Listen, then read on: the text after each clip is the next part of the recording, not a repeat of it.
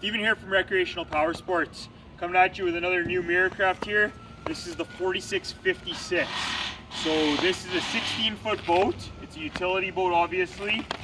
It's got 3 benches, one in the front, one in the middle, and then we have the rear split back bench.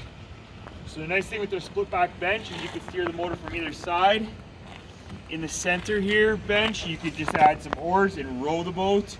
You can see this boat here doesn't have the false floor, so it's just open to the bottom. It's a fully riveted boat. Comes with a limited lifetime warranty. At the back of the boat, you can see some of the construction here. They got a composite transom, which is a very nice feature. And it is a 20-inch transom. So if you purchase this boat without a motor or a trailer, it's a 20-inch transom. You got to make sure that your engine matches the boat. It's a long leg or 20-inch, like I say.